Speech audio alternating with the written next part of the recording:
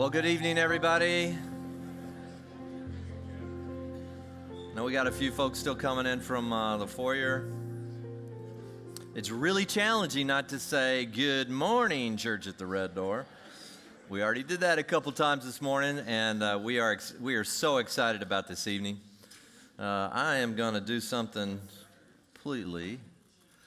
Mr. McNatt, I didn't even tell him he's going to do this. You're going to come up and open us in prayer, fine sir. Yeah. Don't you love that? We're just going to start off with surprises. Surprises the whole night. Dwayne, surprise. Why don't you open us? This is a good brother. We love him. He and Nancy, big parts of Church at the Red Door. And are you excited about tonight? Yes. Would you mind opening us in prayer? Certainly. What a journey we are on together, and what a privilege to join all of you in prayer. So, Father, we do come to you Yes, Lord. For this special evening, for this journey we are on together. We thank you for what's been accomplished in these few years that we've been immersed in your word, and we thank you for the journey we're on, one-to-one, Yes. individually with our friends.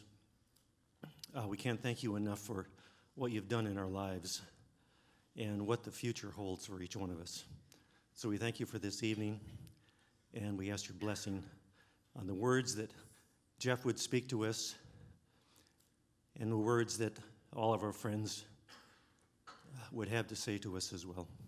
And we pray these things in the glorious name of Jesus. Amen. See, if you couldn't pray, I wouldn't ask you to come up here and pray. Praying guy. All right. Come on, folks, come on in. We got still a little more room down here, down front. I have some notes. So I've got about 10. Here's what tonight's going to look like. I've got about 10 minutes just to kind of recast the vision, tell you where we've been, where we're going, hopefully. Then I'm going to have Chris Herman come up, our development team, give us some updates where we are on the land, what that looks like, entitlements and all this stuff for you, information junkies. And then we're going to have some questions. Some of the questions that you've submitted to us over the last number of weeks, we've been soliciting those questions.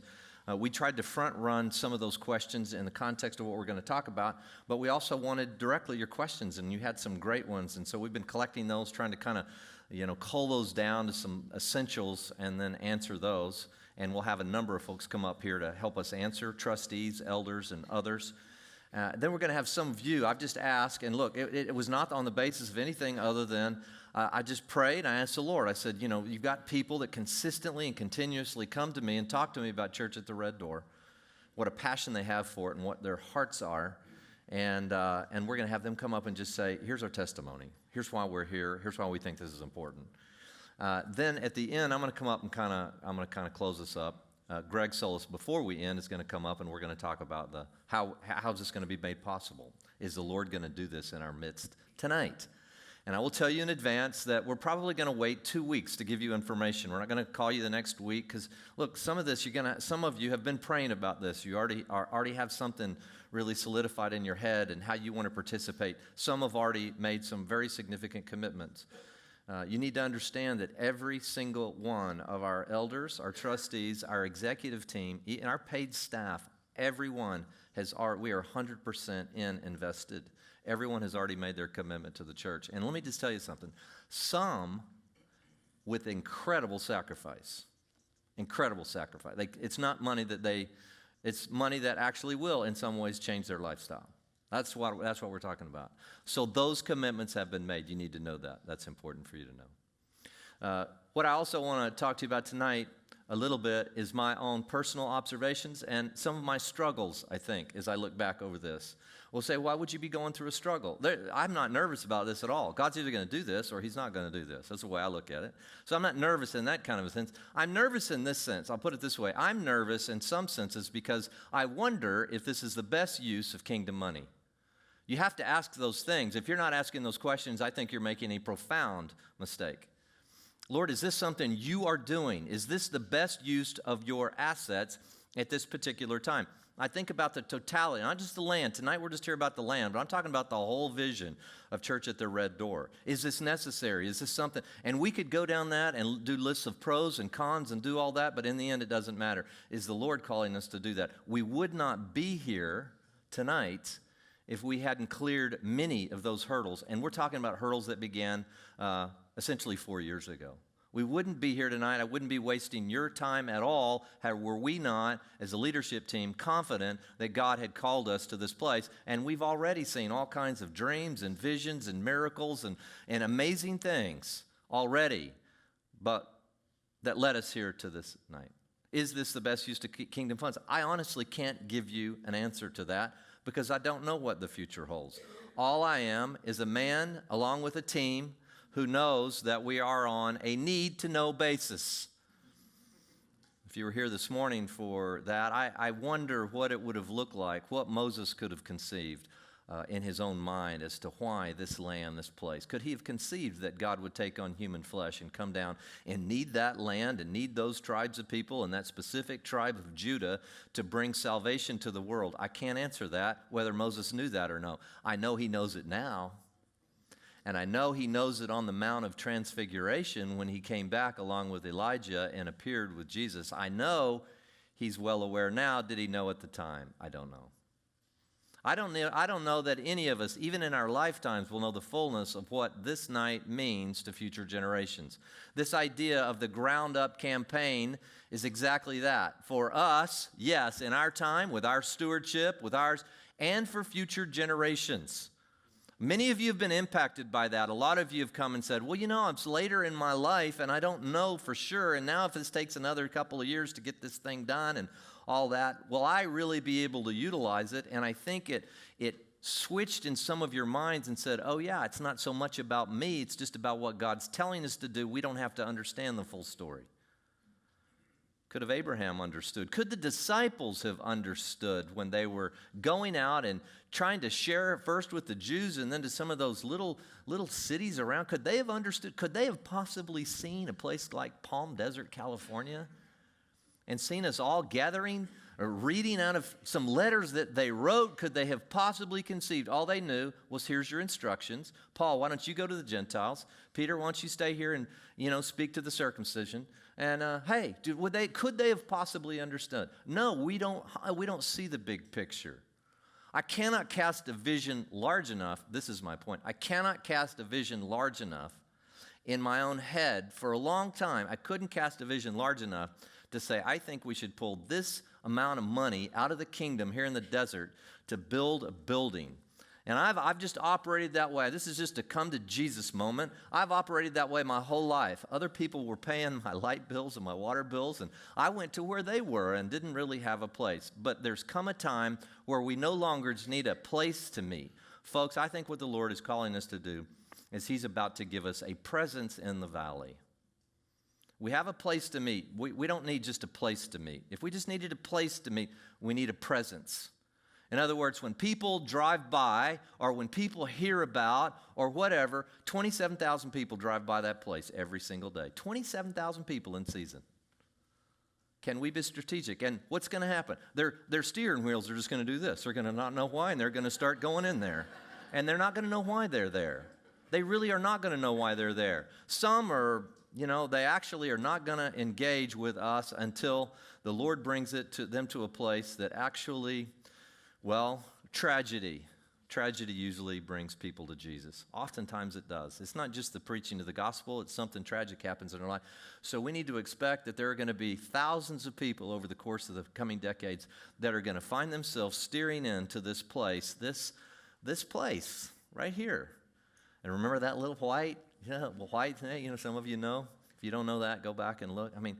God's doing this, folks. I'm absolutely convinced that God is doing this. I've been thinking all week, Lord, how are you going to do this? That's the reason sometimes I fail to sleep is because I try to take it back on myself and go, let's see, who do I know? What's her capacity to give? Blah, blah, blah. And I'm just like, enough. I don't know how we're going to do this, and I don't know how God's going to do this. I believe that God's going to do this. I really do. I believe we're going to get this land. I don't know. Maybe somebody just buys the land and all of a sudden we take everything we have now and we just put it towards the building and all of a sudden we're building the building, like much faster than we ever imagined. Are we going to do that? I don't know. I don't know what the outcome is, and I'm tired of thinking about what might be. Well, tonight has finally arrived, and over the next couple of weeks, we're going to know, do we have the land? Can we complete escrow? And then can we move on in and actually start the building project? That's the question for us. So tonight is about bringing you up to speed. Where are we? What are these entitlements? What does that even mean? How about all this? What kind of money does this take? What kind of numbers? We're going to run the numbers. We're going to give you, as our church body, as our family, we're going to run the numbers. But then we're also going to answer your questions. And then lastly, we're going to give you some testimonies of some folks some that have been here and seen this and watched God act miraculously before, and some that are here and they said, I'm here because Jesus has changed my life. Just the mention of his name has changed my life. And they're appreciative of the fact that this group of people exists. Now, the question is, are we going to be there for future generations? And are we going to be there for this desert over this next 10 or 15 years? I don't know how much time I have at the helm here to speak, up in this pulpit. I don't know how much time I have. I don't know how long the Lord will give me. But one thing I do know, that over these coming years, Church at the Red Door is going to have a profound impact on the culture and the spiritual fiber of this valley. Families are going to be changed. Marriages are going to be restored. If I didn't believe that, well, then we got some other studying to do, because that's really pretty much what this is about.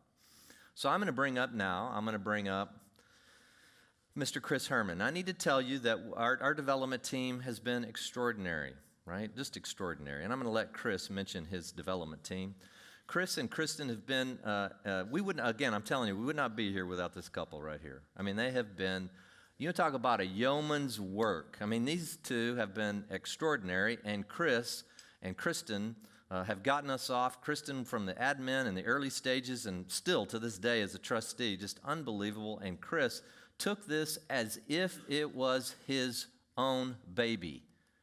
Like somehow he was part of his very business. I mean, that's the kind of excellence that he showed. And a lot of you know that, because when you listen, you go, this team, Chris and his team, this team know what they're doing. They have the expertise. But here's the more beautiful part of it. They have been, through the process, as reliant on the creator of the universe as anything else. Nobody's trying to push an agenda or get something done because we have to have it. We've done this on our knees from day one. You need to know that. On our knees. Lord, close the door, close the door, close the door. These doors have continued to open. Would you please welcome Mr. Chris Herman?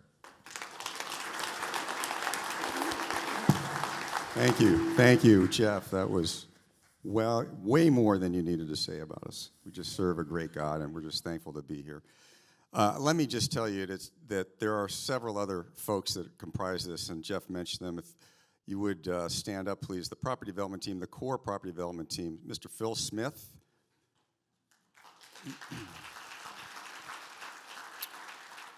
Mr. Rudy Herrera. We're in the back. And of course, our executive pastor, who's kept the thread together as we've all gotten distracted along the way, doing what we have to do to earn our living. Randy Lincecum has been a big part of this as well. So thank you. So I wanted to just give those who didn't hear this discussion about why we landed on this property a quick overview of the work that's gone into to say, hey, this is it. This is why God's led us here. This is the property. It started, as Jeff mentioned, over 3 years ago. We hired an architect to create a vision, have our executive team leaders, the folks who are involved with ministry, sit down and brainstorm what does the future look like if you could have what you needed. And that means square footage, that means ministry, family, children, youth, adult ministry. What does that look like? And you put together this document that's called a needs assessment.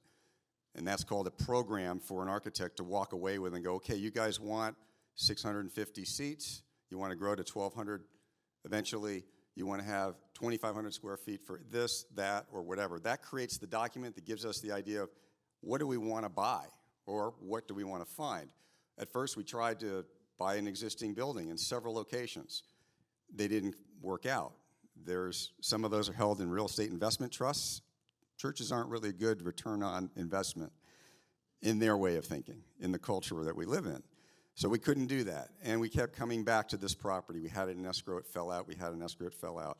Just a quick, we looked at 30 different properties, probably more. Our parameters were east of Monterey to Madison, north of Varner, and south to 58th. Ralph's at Calle Tampico, Fresh and Easy, Legacy Furniture, Shields Date Garden was on the list, Sam's Club. There was vacant land at 50th and Jefferson, 50th and Washington, 48th and Washington, 58th and Madison, and finally the last one that we looked at before we said this is it, and then the seller called us to see if we were still interested in buying, was Portola and Gerald Ford right next door. A little windy out here, so we decided that may not be such a good location anyway. So it worked out great, and God is in this whole thing. So this is where we've been led. So where we are today is we've hired our consultant team. They are comprised of engineers who we first started because we have to do a parcel map on the property and separate the existing home. It's a part of the escrow agreement to separate the parcel that the house is on with the rest of the land. But our engineers have been hired. Our architects we hired after about a 4-week review process. We hired 4 architects. We went through 2 weeks. We interviewed one, and then 2 weeks later we interviewed 3 more. And we hired a company out of San Diego that's done over 200 churches, Domus Design Studio. And they have knocked it out of the park, as you've seen in some of these images. The escrow for the property was opened June 2019. To date, we've had $50,000 put on deposit that has gone hard in the terms of a real estate transaction, but it's applicable to the sales price. We had a 12-month feasibility period. That gives us the time we need to get all of our ducks in a row, make sure that we can build what we want to build, that the city's on board, get our entitlements in place, and then we are scheduled to close escrow October 9th of this year on the land. We also have the ability to go 3 more months should we need it. But we'll see how that goes. I think we're going to be fine. In fact, we wouldn't be here, as Jeff said, if we didn't feel like the politics were in place, the planning division was on board, and God was directing us in this direction. So we've met with the city. We've determined the existing land uses. The city just adopted a new general plan. When we first started looking at this property, it was zoned for a use that didn't allow for a church, so we would have to go through a zone change and what's called a conditional use permit. Since the time we started looking, they adopted a general plan, but they don't have a zoning code yet. So what we're doing for that particular property, what we're doing at their recommendation is creating a specific plan. That actually opens up a lot of great things for us to do on the property. We can define everything we want to do all the way through the full build-out, including our setbacks, our building heights, whatever it is for parking ratios that the city would want us to give them. We create that from experience with the architectural firm that we have. So we're in the specific planning process now. I think we've got a little chart back up here, and I've got this thing in my pocket I can point over there. So based on the December 9th contingencies, we began the specific plan process actually this week. We meet this Wednesday, the 12th, with the planning department, the planning commission. The planning commission is doing what's called a pre-application meeting. And they're going to review our submittal, some of the things that you've seen, the renderings, the 3D model, the basic Alta surveys that were done. That's all being reviewed this Wednesday. So what the consultants, the Altum team has done is they've outlined a schedule for what they feel is going to get us to be able to submit the plans for planning commission approval and then city council approval. The big picture is we're going to have this meeting on the 12th, and then we're going to submit what's called an outline specific plan on the 24th. We are then going to have an administrative draft specific plan ready March 20th. What we're doing is just slowly but surely pulling all the pieces together. As this is going on, there's a cultural assessment of the building. It's historically significant going on. Traffic studies, parking, and there'll probably be some sort of acoustical study. We don't think that's going to be an issue, but March 20th is the first view of that at staff level. Then there'll be a final specific plan submitted on April 17th for the first review, and then there'll be another couple weeks where we get their comments back, and then we submit again on the 24th, And our goal is to be ready to go to Planning Commission for approval in mid-July, early July, probably July 4th, right after July 4th holiday. Somewhere in that time frame should be a good time for us to be ready to roll. So once Planning Commission receives it, we're kind of at their mercy in terms of a review period. There's a process that's required for notification of neighbors, the CEQA review process. All these things feed into where we are in our schedule. But with all things looking the way we think they will go, we should have an approved project by the end of October, no later than the end of the year. We have a community outreach planned coming up on the 29th of February, and that will be an invitation again to all the surrounding neighbors to come to Trilogy at Polo Club on a Saturday afternoon and look at our project. One of the key things to making sure that this was the right property for us, we ran into a struggle with where do we connect to sewer. Believe it or not, this is a property that's been on a septic system since the 50s when it was built. 59 is when that building was built. And it was almost a stop in the process. We were able to identify several neighbors who might be willing to come and help us by giving us an easement, because we cleared it with the water district, that we could put a sewer line into a lateral that they own in Desert River Estates. If you want to flip to that plan, Pete. So right here is Desert River Estates, and our neighbors that you're going to meet here in a minute are allowing us to come right into their backyard with a sewer line easement and connect to a lateral in Desert River Estates. This is an incredible gift, and I'm here today to just thank them, and I want to bring up Hector and Elliot Osario so they can just meet you guys. Please give these guys a round of applause. They have a heart of gold.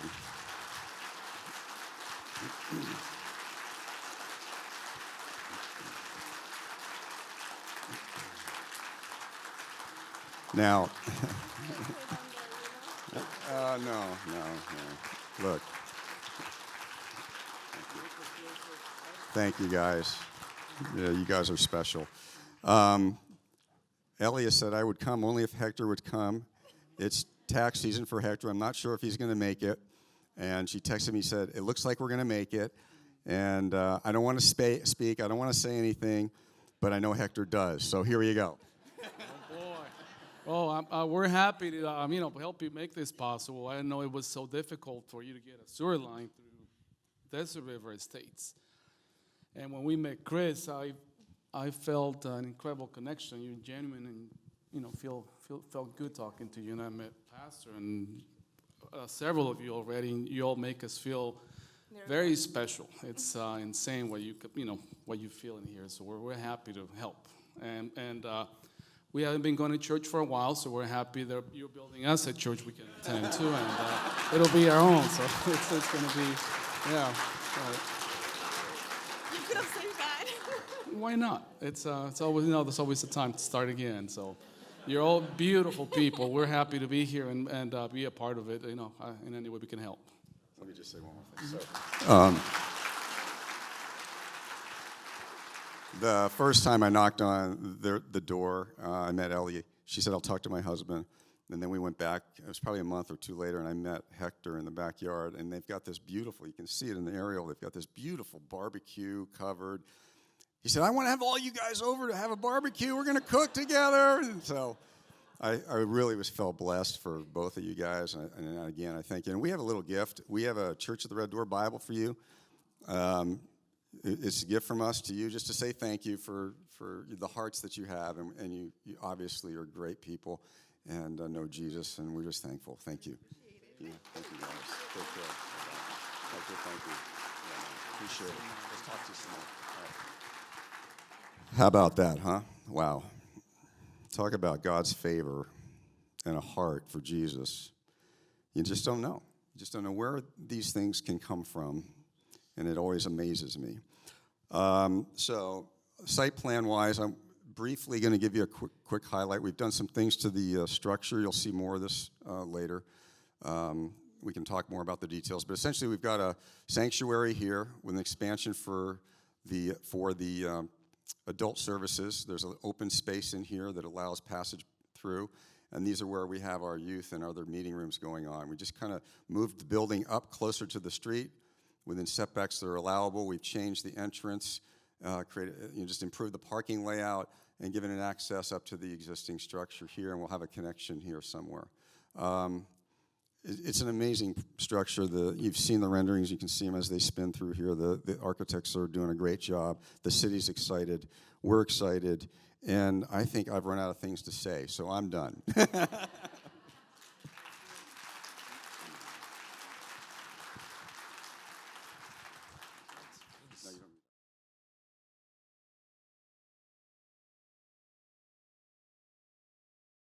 On here? Oh, there we go. Was that any good? What a privilege. And this is a true story.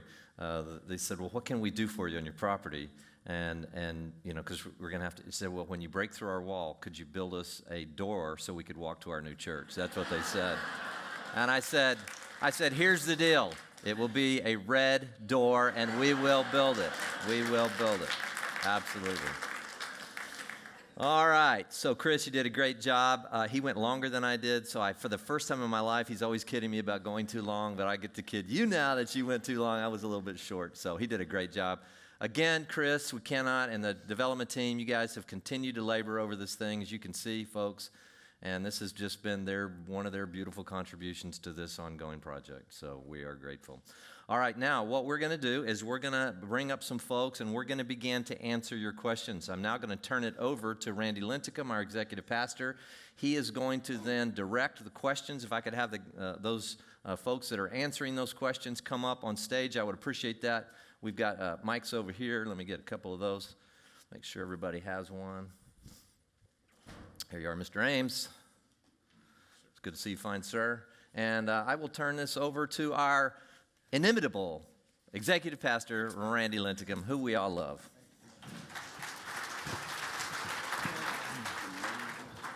Thank you, Jeff. Welcome, everybody.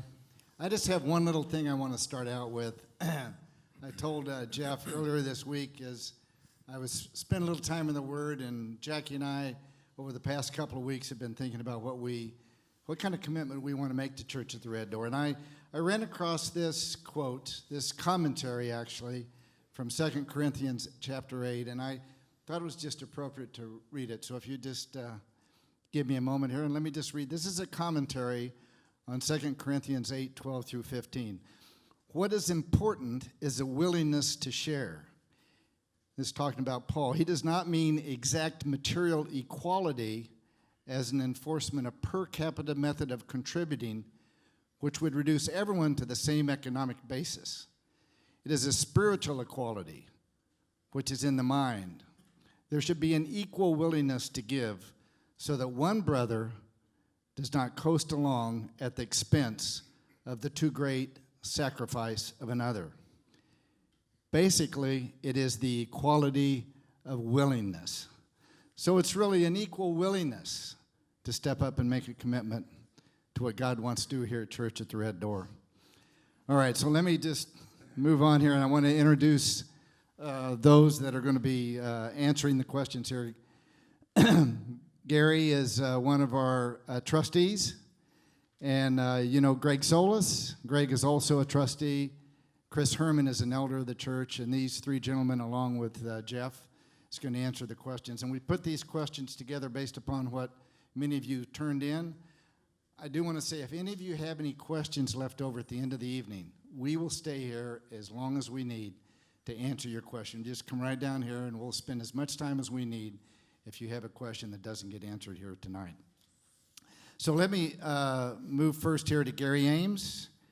Well, this is kind of like a question-answer show. I like this. All right, Gary, here's your first question, Gary. What does it cost monthly to operate the church in our current location? The annual budget is about $1.1 million, $1.2 million, so $100,000 a month, we're just shy of that right now. And oh, by the way, of that, about $11,000 or $12,000 a month is the cost of renting this room for 5 hours a week. All right, thank you. Second question, how much money do we have in the bank for operations now? Well, our goal is to have 6 months of reserves, and if you've ever, run a church before, you know you need, especially one that has a seasonal attendance, you need reserves. So our goal was 6 months reserve, so that would equate to about 600,000, and we actually have a little more than that right now. Thank you. Next question, how much money have we raised for the land purchase to date? Well, we have commitments. We haven't necessarily raised it all. We have commitments in excess of $1 million right now, and that basically comes from the people Jeff mentioned, the elders, the trustees, and the staff, and their commitments. What is the projected cost of all the pre-development costs and the land purchase? Well, I'm going to give you round numbers. The land purchase is a little over $4.1 million, and it's going to cost a little over $400,000 to get it done. So about $4.5 to $4.6 million. And how much have we spent to date on the project? Roughly $212,000. Okay, all right. How much is projected to cost to operate such a large building 12 months a year? Maybe you already That's a answered little speculative. You know, I have experience in our prior church in Santa Fe, New Mexico. We did a $14 million building program so that we could move out of a college. Sounds familiar. And our experience was our costs did not go up dramatically because we came in without a mortgage, essentially, and our costs were utilities and offset by a decrease in university rent. So for starters, we spend $140,000 a year to rent this facility. That'll pay for a lot of utilities. So I don't think we know yet, but we don't expect the cost of running this building to be much in excess of what we spend today. Okay, all right. Greg Solis, I have a couple of questions for you. Sir, yes, sir. I heard the word mortgage mentioned. This is one of the questions we had. Is there an openness to incurring some debt on the building? Well, first of all, I want to say you can see why we're so happy to have this guy on our team, right? I mean, he's done this before, so it's good. The answer to that is, I mean, I think the Board of Trustees is serious about trying to do this with as little debt or no debt as possible. It really is going to come down to what does the Lord do here. But as far as buying the dirt, we feel very, very confident. If God is in this, that the dirt, the lot itself, buying this land right here, we want to pay cash for that, for sure. If we need at the very end some sort of bridge loan because there's commitments and we don't have the money just yet, then of course we're open to doing something like that. But by and large, we really do feel that this lot should be bought with cash, and we're believing that the Lord is going to provide the cash to buy this lot. Once that is purchased, however, we're open. We will feel a deep commitment that this is what the Lord is doing, and we're going to feel like there's no turning back at that point. Therefore, we want to make sure that we get that building built. And so if we've got to take on some debt, I think we got a very conservative Board of Trustees. Again, we're hoping little to no debt. We'd love to be able to pay cash. But once this lot is purchased, we want to make sure that people feel confident that we're going to finish the job. And so we will assess the situation at that point. So the answer would be yes, we are open to potentially taking on some debt to finish the job. But not for the land, But not for the land. But not for the land. Again, which you were clear on. yeah, the clarity would be is, again, if we had to take some debt at the end, as a bridge loan, it'd be kind of a short-term thing to deal with, potential commitments that we might have.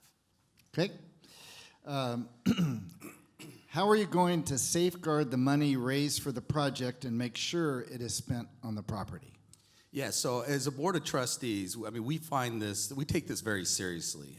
We understand that we have a fiduciary responsibility to make sure that the money is managed properly. So the first thing we'll do is we'll have two separate accounts, and we're keenly aware of the difference between restricted and unrestricted funds. So any money that's committed to this lot purchase will be in a restricted account, and we have a fiduciary responsibility to make sure it is only used for the purchase of that lot. So we can't deviate from that. It's a legal responsibility that we have to make sure that those things are carried out. And so there's great oversight with the Board of Trustees. We get a lot of reporting. We're on top of this stuff. We're seeing the flow of the money, but we will make sure that any money that's committed to this lot purchase will be in a designated account and will be restricted, and there'll be good oversight over it. Okay, great. Thank you. Chris Herman, Yes, sir. You give me the hard questions, right? I saved the hard ones for the last, okay? Why build a new building which will take 3 years at least to become usable? We could lose our lease at UCR at any time. What will happen to us then? Well, we have a lease that's good till December, thankfully, and we're in good shape there with UCR. The building time frame may not take 3 years, but the reason that we're doing this is for all the reasons we've laid out in our vision. How can we grow? How can we minister? How can we prepare others to go out?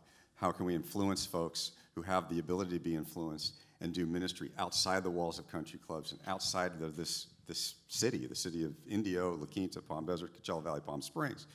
How can we provide facilities for children and youth, which we've defined in our programming phase? That's why we have to build this building. Okay, why such a large building? Most CRD attendees are only here 4 to 6 months. This is a fun question because there's about 500,000 people living in the Coachella Valley full-time, and it's going to be over 1 million in about 10 years, maybe 15 at the most. I was checking all these statistics this afternoon. So I'm a person who's here full-time, and I'm sure there's others, and we can't minister to families who are here full-time. Hector and Ellie are a great example. We have to build a facility that fulfills the vision of the program and needs assessment document, which is a 650-seat location. We are already at 80% of this location with 2 services in season. It's a need that we've evaluated, and the programming document stated that. And we're actually a kind of a mid-sized church. If you looked at Southwest Community Church, there's over 1,200 seats in that location. Our architects feel that this is the proper size, and we've properly located the building, and the parking and all of the uses of the building are at the proper size for where our vision is. Okay. Couple more here. Isn't it difficult for a new church building to be built these days? What if we don't get approval from all the agencies necessary? That's an easy one, actually. It's not difficult unless you don't have the funding. The process that you go through is time-consuming, but we wouldn't be standing here in front of all of you right now if we didn't feel confident. We have the political capital to make sure it gets approved. We have the design and the planning process nailed down to a place where there isn't any question that we're going to move through this process. Okay. I've lived through previous church construction projects, and it was not good. How is this project going to be administered to allow input yet not be pulled in countless different directions? Well, we've kind of started that process by having committee members who are experienced, but we've also hired a construction manager who's already on board, identifying all of the issues that can come up from a construction cost standpoint, and they'll also be the project manager for the process. They will be an employee of the church rather than me or Rudy or Phil trying to do it part-time. That helps a lot, and that's really, I think, the best way to answer that question. I've got a little bit of input to that. I think this is the picture of what a church is. So when we've talked to the various people with the giftings, like these architects, they are in a sense part of our family already. And so we are trusting them in terms of the style and the look and a lot of the interior and things like that. We're very much going to go. Why? Because we've trusted their creative abilities. We've trusted that God has gifted them, and we've trusted that God has brought them to us. And so there's a great confidence in them. They know what's going on in the church building world. They know kind of the latest and what needs to happen and trends and all those things. And so opinion is always important, but again, we want to isolate where are the gifts within the body and then allow those people to run with it, because opinions will always be all over the board. Some of you are going to like some of it. Some of you maybe would prefer this and all that, as will I. But we disperse the particular calling. We give it to the creatives in this sense, and then we allow them to create something magnificent. And then if we say, well, I would have done it this way, it's okay. We're a body. We preserve the unity and the bond of peace, as Paul told the church at Ephesus. Make sure that you are able to preserve the unity of the Spirit and the bond of peace. And I'm just telling you, I think that's the ethos of Church at the Red Door anyway. I don't anticipate that being an issue. Pollyannish, I don't think so. I think this is the culture of our church. I would agree with that. All right. That's all I have to say there. I have one last question here I think for Chris and for Jeff. What are we going to do with the house on the property? The house on the property is going to be used for ministry purposes. Initially, I believe it'll be used for office space, an identity, a presence immediately. Potentially be used for midweek groups to meet.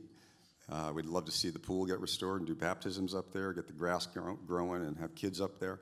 The building itself is a unique building. It's a Walter White building. We have some research to do on that and what it means in terms of its historic significance. But we love that building, and we think it's going to be part of our character and our culture. And for me, our story is the white, hyperbolic paraboloid. I know that sounds crazy, but it's been the story from the beginning, and that was the picture, that was the vision that God had given me, and then we put it on the website for those of you who didn't see the presentation. This very building has that same white coming to a point thing, and then when we saw the architect's rendering, my first sense was, well, where's the slopey white point? And then Phil Smith III said, oh, by the way, the very first white sloping roof like that was built on that very house on that property. So for me, nobody's touching that house. Nobody's touching that house. So Jeff was we were all focused on this pitched roof thing, and I just started looking at Fresh and Easy buildings because it has one of those too, and that was one of the buildings we were going to look at. It wasn't so easy, was it? Oh, no, they were fresh. All right, well, that concludes all the questions that we had turned in that we kind of went through for tonight. But like I said, if you do have a question, you need something answered, we'll be right down here afterwards tonight. And I think now we turn it over to Greg Solas, to Jeff, back to Jeff. Back to Jeff. All Thank right. you, man. Thank you so much. Appreciate you, Gary Ames. Randy, nice job. I think you could take Pat Sajak's place. Wheel of Fortune. I think you could do it, Randy. You were really good at that, orchestrating all that. Thank you, brother. Okay, so now next stage. This is the exciting part for me.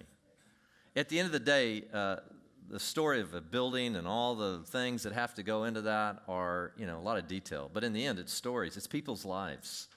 And so I would ask those that I have asked to come up, some in family unit, some in couples, if you would make your way up here, and we'll grab these microphones back, and I'll go two at a time, maybe even more. Everybody who I've asked to just, would tell us why. Church of the Red Door, why? Why are you involved in this? Why are you so excited? Sid told us, why do you send me text messages at 3 o'clock in the morning talking about Church at the Red Door? So these are some of our dear friends at Church of the Red Door. Now, let me just tell you, again, can I be clear? I had so many of you to choose as possible candidates, but we've got about 15 minutes for this segment. So you need to understand, these people may not be any more excited than you are about this church, but in the end, I had to choose a few, so these are them. First, I think what I'd like to do first, before we get to this is a testimony, don't get me wrong, but what I'd really like to do is have Pastor Dave Seifert and his wife Ruth come up. You do not realize, those of you who are going through the gifts class, those of you who heard Dave preach, he was in Modesto, he had a lot of friends in this morning. Many, many decades of faithful service to the kingdom. He's been through several church building programs, etc. I said, Dave, we need you and Ruth up there. First of all, just your testimony of Church of the Red Door, why you're here at this season in your life, and then give us a little bit of encouragement. So welcome the Seiferts. Thank you so much. She's probably just going to hold that. That's perfectly okay. That's perfectly okay. He's going to do the speaking. We are thrilled to be a part of where God is working. And we're so thrilled to have a Bible teaching pastor. And having taught the Bible and pastored for over 50 years, Ruthie kind of knew what I needed, and when we landed here and first met Jeff over at Heritage Palms in a Bible study, and also Sid and Judy at that same night, I think we began to feel more at home. And we're so excited about where you are. And then, of course, another building program. You got to be kidding me, Lord. But you know what?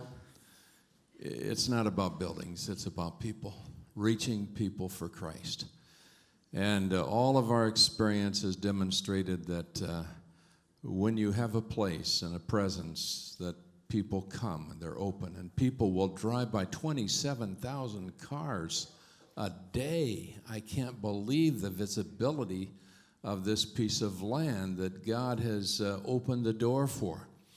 And, as I look at that piece of land, Jeff, I'm reminded of a work that's going on in India, Sid and Judy, and our friend Dr. Manny. What the Christians have done in India, to have clean water in India, very difficult. And those that have wells are very protective of them. So one of the strategies is to go in and dig a well for Christians on the Christian property, which then they share that clean water, and people come and they come to Christ. They say yes, they're baptized, a church is planted and built. What you are doing here on this property is you are digging a well. This is going to be an artesian well. The living water will flow out of this piece of property, and what God does there through the proclaiming and teaching of the Word of God and all the ministries that will literally impact thousands of people. And it will go on to the next generation. Some of us may not be here, how far down the line, who knows? But what a great way to invest. An older pastor was on our staff, Jeff, and now I guess I'm the older pastor. But I remember Pastor Phil, and he would always tell me this. David, he said, you got to do your giving while you're living, then you're knowing where it's going. I want you to say that with me, okay? Come on. Do your giving while you're living, then you're knowing where it's going. I want you to think about that. And it's really true. Ruth and I are very committed to this. We're thrilled to be a part of it. Thank you, Jeff. Thank you so much, Sieverts. Okay, now you need to know. Do you remember the chicken man coming? And I told you a little bit about the beef man, and he was excited about the chicken man coming. Well, I'm going to bring up the beef man, and I know she's never been introduced this way, the beef man's wife. So Sid and Judy Tulls, please welcome Sid and Judy Tulls, some of our closest friends at Church of the Red Door. We love you so much. It is all yours. Sid said I'm up first. But anyway, I'm really excited about that particular property because actually, I think for the first time, I'm going to be able to walk to church if I choose to. I can ride my bike too, so it's that close. But I was thinking, I didn't even know you were my neighbors, and that's pretty much walkable. So that's exciting. But really and truly, I believe that in my neighborhood, I live at Rancho La Quinta, so it is very close to that particular property. I have so many neighbors that don't know Jesus. And not that I can't invite them here or so, but it's going to be very exciting to say, that's my church, come with me. So that'll be exciting. And we have made this desert area, we're from the Central Valley in California, but this valley is our valley. And this is our home. And so we want to be planted and we want a church home. And so it's going to be there. But, okay. Love I will say more about it. But you know what? The thing is, as we're growing older and we don't have our kids here anymore and families in that respect, but we do want to be about our Father's business until He calls us home. Yeah, amen. Oh, Well, you talked about being close when Jeff stopped by the house and told us about the property. I go, oh, man, that is so neat. That's about a 9-iron. Yeah, well, that's not the bad part. He leaves, he goes to his car, opens his trunk, gets his rangefinder. He goes, Sid, it's a driver for you.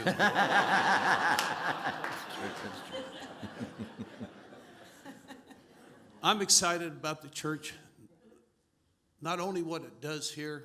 We got some dear friends that they're vacationing in Florida. And they watch live stream every Sunday. And I believe it was last week or Tuesday. He calls me, and I put on speaker. He goes, I got something to tell you and Jude. He said, Sid, I'm out of the wilderness. I've crossed the Jordan. And that's possible because of the ministry we have here. And that's why we want to be invested in this. I know the numbers are big, but a guy told me one time doing a charity, he goes, many hands make light work. And we can, no matter how much the check is, whether it's $5, well, looking at the number, it's going to be a little bit more than that. But no matter what the number is, we can all be a part. And you're right, David. I wrote it down. You took part of what I was going to say. Yeah. You know, but it's so true. Give while you're living so you know where it's going. And I want to do that. Amen. I love you too so much. Wow, it was such an encouragement to me.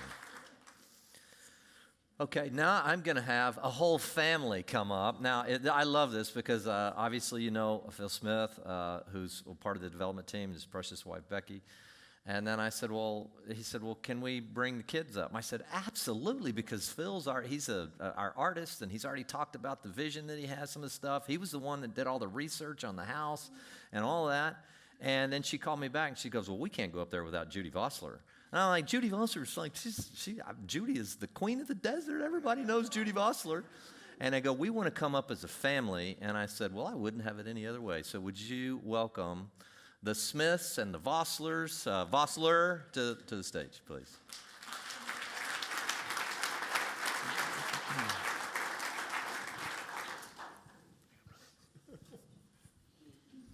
There are a lot of us, but we won't take long.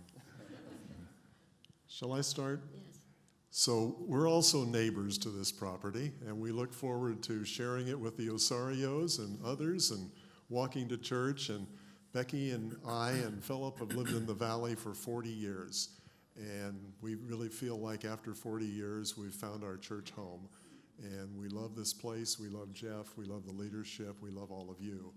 And as Dave said, this is, not about the sticks and stones and the dirt. It's about the people, and it's about Jesus, and we believe that with all our hearts. So Becky sort of had a premonition of this project, which, just share that with them, Becky.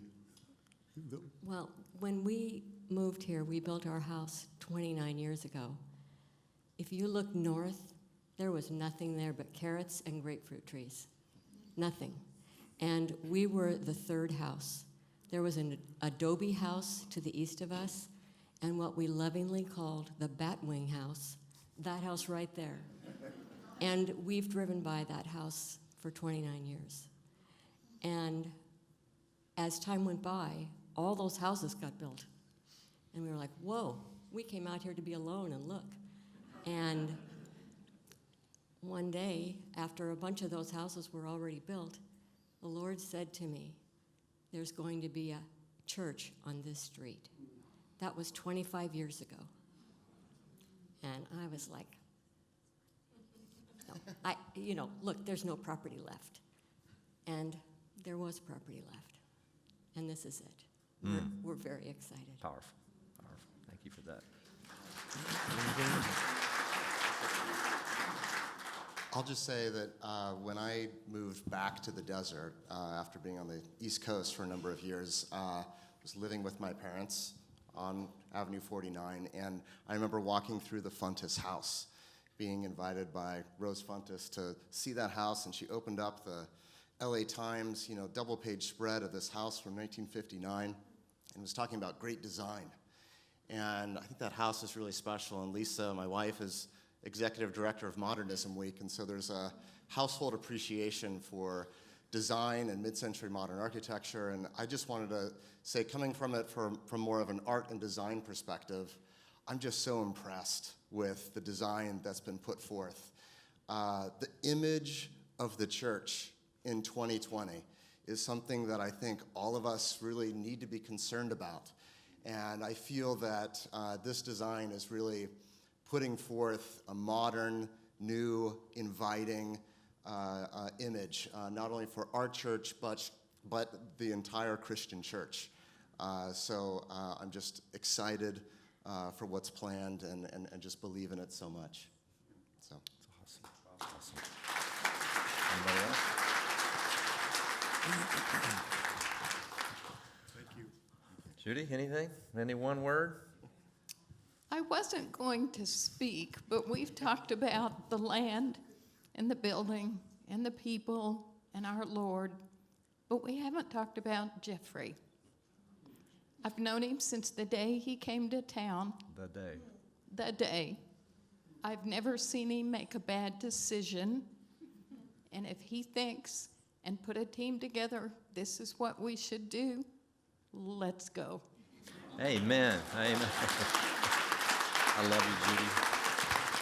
Thank you, sir. Love you, girl. Love you too. Love you guys. Family like that, church at the Red Door, things are going to happen. Things are going to happen. Are you excited? Are you getting excited about this?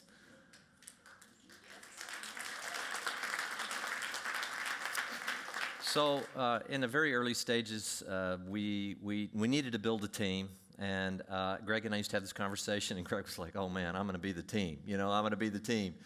And what's great, and then Greg's with family and Monica and everything that's been going on in their business and everything. He's certainly been an integral part, as you can see, but he just wasn't going to have the time. He just said, "How is this going to work?" And he continues to marvel at the people that God brought at the exact moment, which again is a picture of God's sovereignty, His grace, and His supernatural understanding of everything we need when we need it. Well, this couple came. I had the privilege of baptizing these two in Israel. I don't know, has it been 7 years ago or something like that? 7 years. In the Jordan River. We not only crossed it, we got right out into it. And Pam and Rick Carlson, you have no idea the hours that they've invested in this church over the last number of years. No idea. And some of you too. And I look and see Cece, and I just look at all the people that have been investing and all these people are investing time. But these are two that have really proven to Church of the Red Door means something very significant to them. And so we're going to close this portion of the deal. And I said 2 minutes, and she was nervous today. I said, you just take the time that you need. And she's aware, and Rick as well. But Rick and Pam Carlson, we all owe them a deep indebtedness. We are indebted.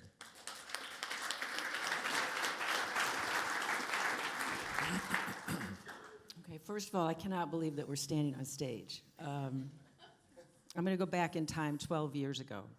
And I was playing golf with a woman that I just met. It was the opening day, ladies' day at Ironwood, and we're talking. I didn't even know what we're talking about. And all of a sudden, she throws out, she said, do you want to come over to the Hyatt maybe next week with us? There's this golf pro that's talking about God, and it's kind of interesting. And I like golf. I like golf a lot. God, that was a little touchy. At that point in our lives, Rick and I didn't own a Bible in our house. We only went to church for funerals and weddings, ours included. We got married in a church. We had been raised in a church-going families, but we'd walked away. And that was not at the top of our priority list by any stretch, but we went. And to say God showed up that night is an understatement. And Rick is going to talk a little bit about that, but my husband was on the edge of his seat that night. And what we heard was, what are you worshiping? What do you worship in life? It's a topic we've heard since then many times. And we'd never heard that before. And literally, the paradigm of our life shifted. We went from here to here. We bought Bibles, and we came back every Wednesday. This is 2011. No, it was 2008, and we start coming back every Wednesday. And we followed you around the desert because you kept moving. And we'd go home in the summer, and he'd move, and then we'd have to find him again. And we found a Bible-believing church. We started attending, but we sat in the back row and snuck out before anybody could see us. And God was working on our hearts. And as Jeffrey mentioned, he invited a group to go to Israel, and we went to Israel, and that was crazy. And we got baptized, and immediately we went into the wilderness. The wilderness that you love to talk about. And that is where we spent the next few years, because we thought we were living properly. And we had great success in our life and great happiness. And as our daughter pointed out, we weren't making wise choices always. And God revealed to us a lot of poor choices we were making. And he had to deal with those before we could really be of use in this kingdom or show any fruit at all. And so he dealt with us. And people came along beside us. And we're here because there are people in this church right now that shepherded us and loved us and taught us and were patient with us through many, many years. And for that, that's why CRD matters to us. And then I'm going to tell one more quick story, and it's about Steve Anderson, who's sitting in the very back row. So fast forward to about 4 years ago, we had found you again. You were teaching at Heritage Palms. And Steve comes up to us one Wednesday night. He says, hey, could you guys go talk to Jeffrey? He's talking about starting a church, and maybe you guys could help him. And Pastor Dave, when you said today during the gifting class, when somebody asked you to do something, you just say yes. So Rick and I said, yeah, we'll go talk to him. We knew zippo about planting churches. I mean, nothing. Now, we both have business backgrounds, but we know nothing. So we go over and we start talking to Jeffrey, and to say that it changed our life is an understatement. So thank you for loving us through all these years. Thank you for being available, Jeff, and your beautiful family. It's been incredible. And Rick has a few things to say about this part of our life here at CRD. Beautiful. Thank you. I think it's, I was going to say ironic, but it's interesting that this Bible study that we attended 12 years ago that changed our lives, that the topic was on idols. And Jeff was able to do his whole series on idols back. He was much younger back then. He did it in one evening. And it was obviously powerful. And God has been working in our life ever since then. And Pam's gone through a lot of the changes, a high level of the changes we've been through, but it brought us to this church. And through Steve, we got involved in the very beginning. And I'm so thankful that we did, because we were able to be able to witness from day one the development of this church, and see from the inside what this church does and is capable of. And to me, the most amazing thing are the people. For those of you who do volunteer, I've never seen a group of volunteers like we have here. And it's from hospitality to the prayer team, to the compassion ministry team, the safety team. It goes on and on and on. And you've heard about all the different teams. But I look at the impact we have in the valley. Our people are out in the valley everywhere. Every event I go to, it's loaded with CRD people. Our church supports these organizations that we're involved in, supports them financially as well as through our people. This church is impacting lives, it's changing lives, it's saving lives. And to me, that's the most exciting thing. I truly believe that this building is going to have a huge impact on the valley. And we're all in, and we're committed to supporting this building. So I'm excited for tonight, and I'm excited to see what God's going to do with all of us and with our building. Thank you. Amen. Amen. Love you, brother, so much. Can you thank all of them? And again,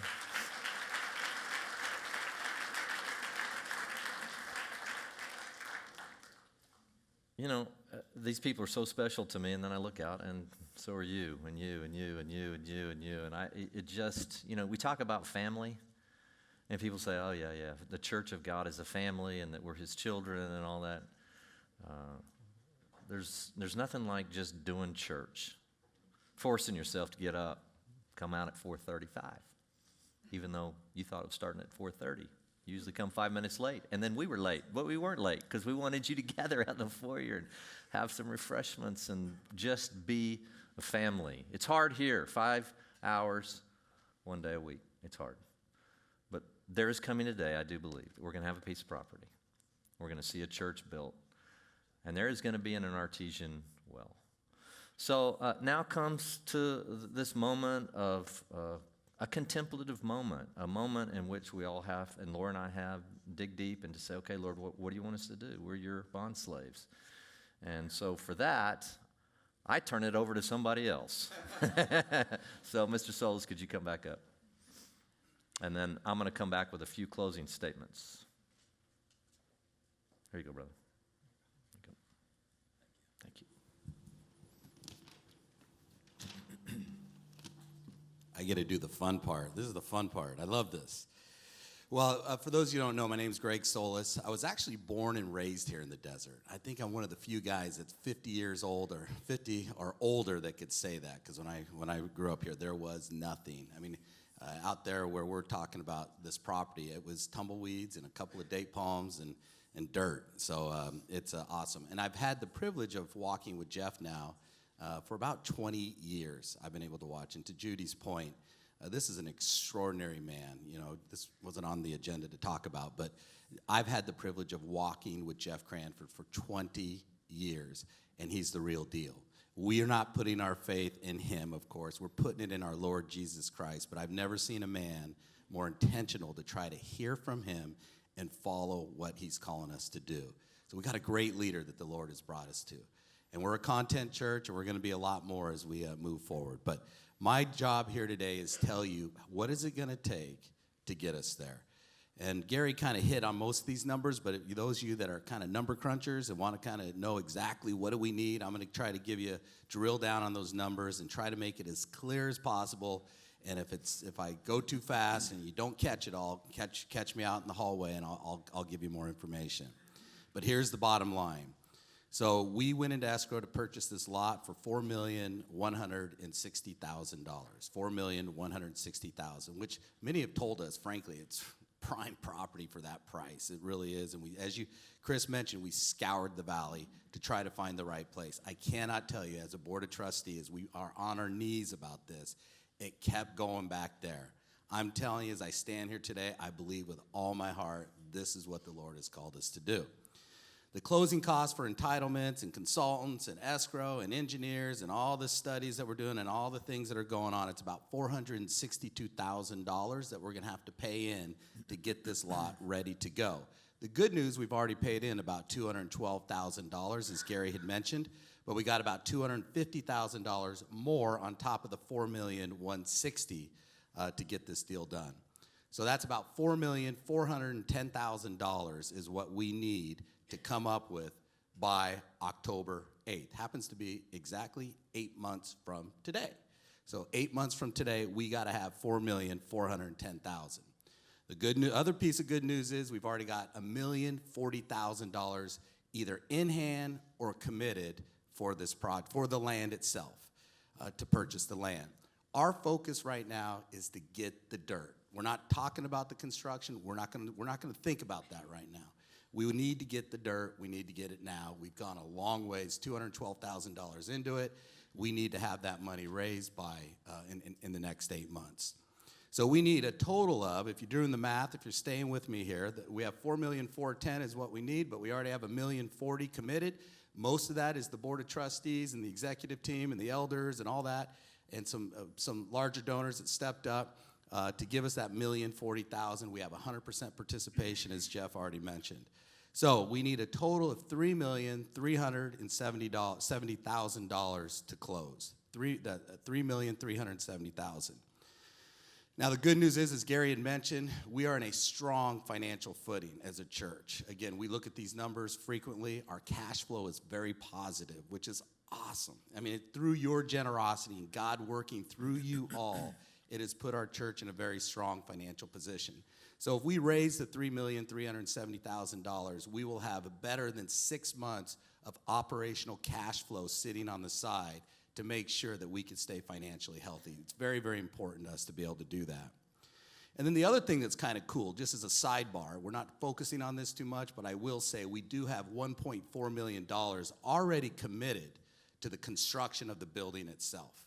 So $1.4 million is already designated and ready to go for the building itself. So if you think about that, this young church, with $2,440,000 that has already been committed to purchase the land and then the construction to come after, $2,440,000 for this vision, to me is a miracle in itself. I'm blown away that God has provided that kind of provision for the vision that he has given us. But the bottom line is we need $3,370,000.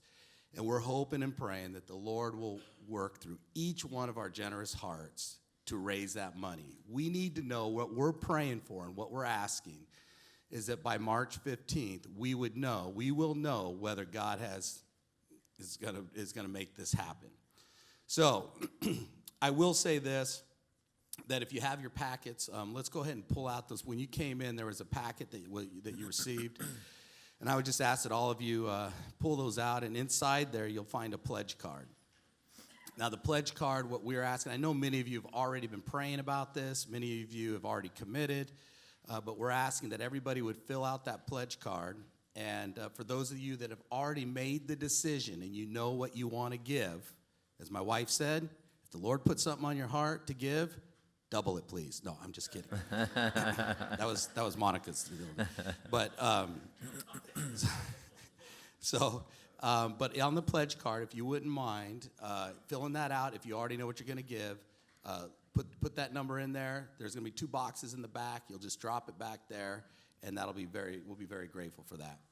If you need time to pray through it, we understand. If you have not prayed through this, then we'd ask that there's a self-addressed envelope in there. Take the card home with you, pray through it, but we're really hoping we will get these cards back by March 15th. So you can either mail it back, drop it in the mail, or you can bring it back, of course, next Sunday so that we could get a good idea of where we are. And I do want to say, again, of course, we've been in a bull market for a while, and so I know a lot of you have appreciated stock. And so I think it's important that you do understand there is a brokerage account set up.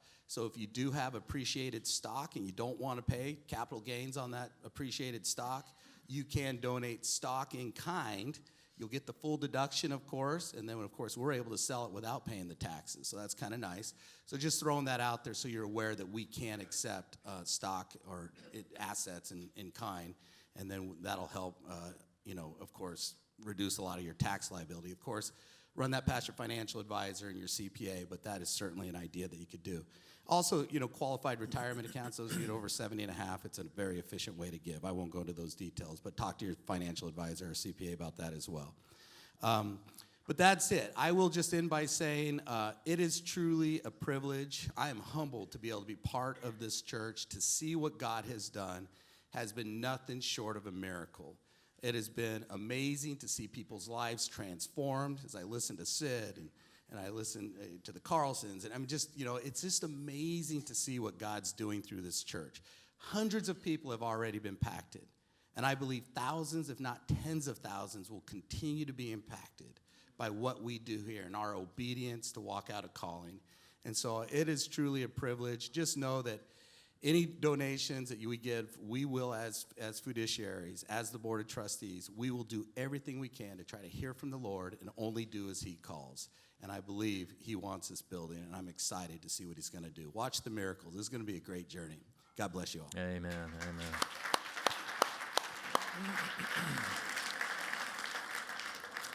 So, because my daughter told me that I turn everything into a sermon, I'm going to do a 3-minute closing sermon with you. 3 minutes. See, there he is, already making length of time jokes. Okay, so Zechariah, there's an extraordinary picture here. And as I was thinking about that, it's just so profound. Could we bring up that picture from, do we have the 1958 picture of the house? Well, there's the house. That's good. There we go. This is something that came through the Walter White book that Phil Smith III was able to get to Phil Smith, who was able to get it to somebody who ended up getting it to me, not knowing all the significance to me that would have. If you will remember, was it 1958? Here it is. There's that house. There is our property. Now, I'm going to read now back just even a few years before that. There was a prophet Zechariah, and they were trying to rebuild their temple. Zechariah often said, and this is quoted often, anytime you start a ministry, don't despise the day of small beginnings. Zechariah was very serious about this. Now catch this. But here's the significant part. He sees a picture. And yeah, there was Joshua and this and that, but here it is. Are you ready? He showed me Joshua the high priest, verse 1, standing before the angel of the Lord, and Satan standing in his right hand to accuse him. You know that exists all over the valley. Satan standing there accusing many people that aren't yet covered in the blood that went on that cross 2,000 years ago. And the Lord said to Satan, the Lord rebuke you, Satan. Indeed, the Lord who has chosen Jerusalem rebuke you. In this, is this not a brand plucked from the fire? Laura and I were brands plucked from the fire. Many of you can give testimony to that. Depression, alcoholism, adultery, you just name it. We're all being plucked from the fire.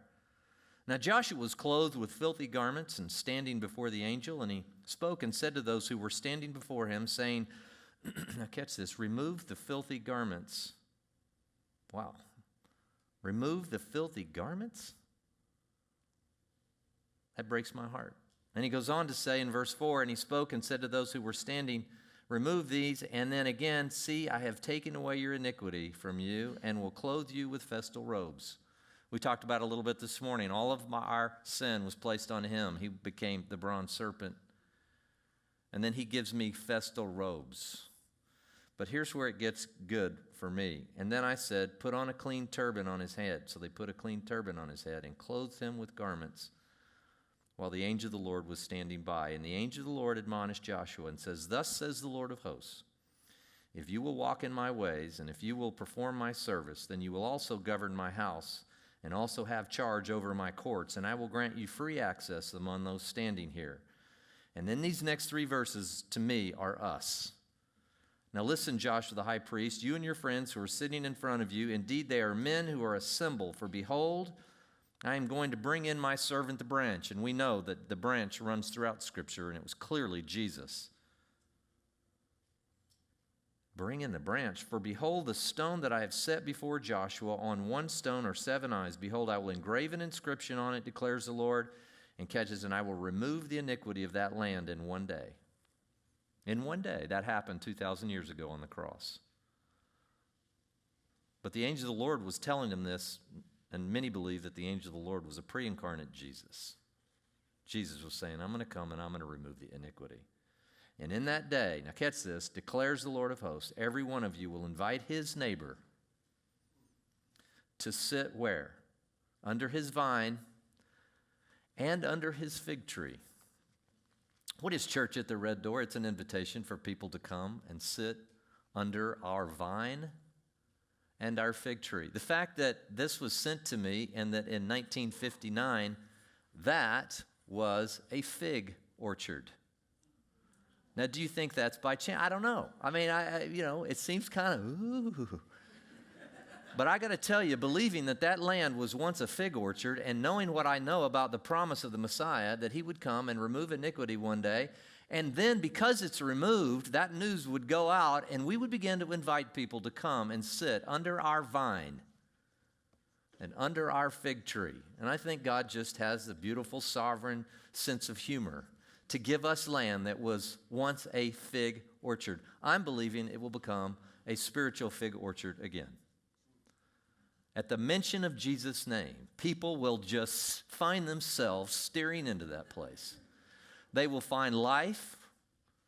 They will go through the hard times of discipleship and wilderness, and many will be released into the harvest, and there's no telling what leaders might emerge generations after we're gone out of the ethos, the very culture of Church at the Red Door. Because we here in February of 2020 made a decision to go ahead and buy the land that God had promised us, in my view, before the foundation. You said that's pretty strong words.